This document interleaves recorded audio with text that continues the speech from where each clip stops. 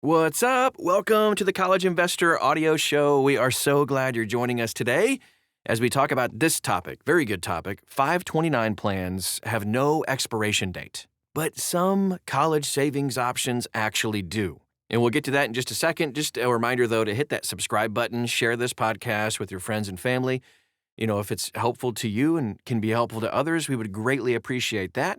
That way you're always up to date when we post new content, and we're always posting new stuff. You can also check us out at thecollegeinvestor.com and follow us and like us and subscribe to us on all the other social media channels. We're pretty much anywhere you are.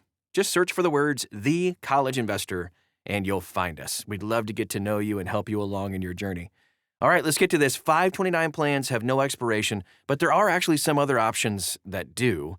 So for families saving for higher education, which is probably why you're here listening to this, 529 plans really do remain one of the most flexible and long-lasting options available.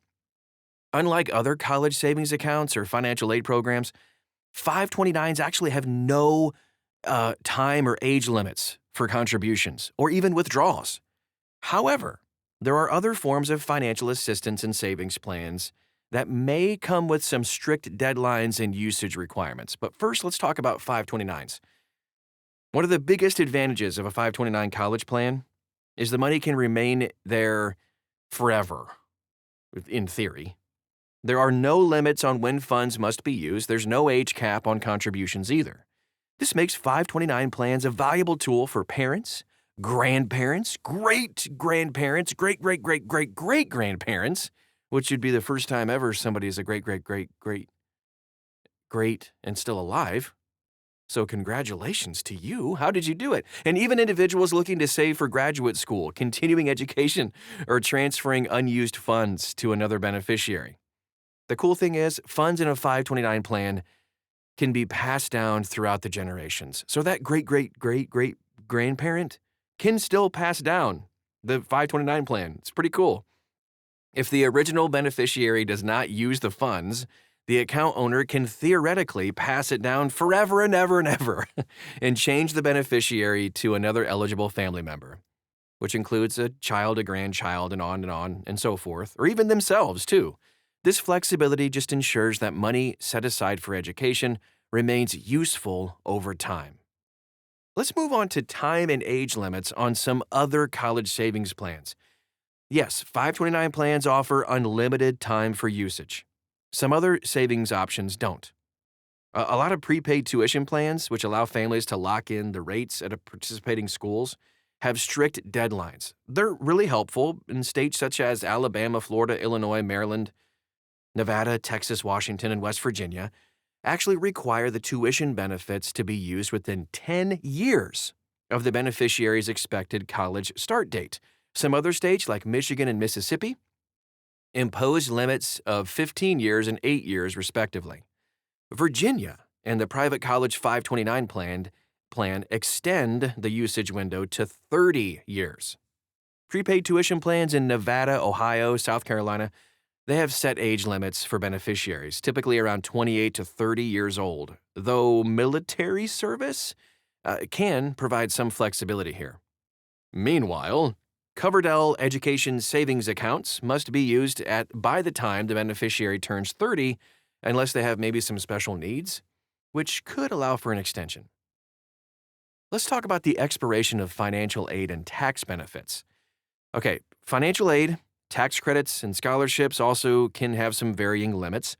Federal student aid programs, including loans and grants, generally don't impose age limits, though there are some grants like the federal Pell Grant and Supplemental Education Opportunity Grant. They're only available for students pursuing their first bachelor's degree. Federal student loans are accessible for graduate students, but borrowing limits do apply here. Military education benefits can even expire as well. The Montgomery GI Bill must be used within 10 years of leaving active duty, while the post-9/11 GI Bill is subject to a 15-year expiration for those who left service in 2012 or earlier. However, benefits do not expire for service members who left the military in 2013 or later.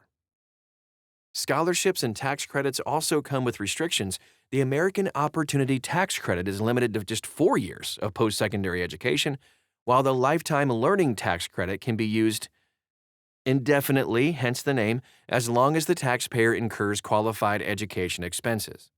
Some scholarships target younger kids, students.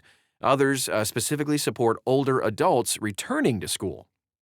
So for those navigating college savings and financial aid, I know it can be a whirlwind of information. Understanding all of these time restrictions and limitations is key to making the most of the available resources that we have. While 529 plans offer the most flexibility, there are some other programs that may require some careful planning to avoid losing all of those valuable education benefits. If you want to dive deeper into all of this, please check out the article, which is right inside the website, thecollegeinvestor.com, and there you can find all kinds of amazing articles and information about 529 plans in general, and some of the best ones that are out there for you that could be available for you. Check it all out at thecollegeinvestor.com. Any questions, comments about today's show, follow us on social media. We're pretty much anywhere you are. Again, it's The College Investor, and you'll find us. Thanks again for stopping by today. We hope it was helpful to you, and we'll talk to you again real soon.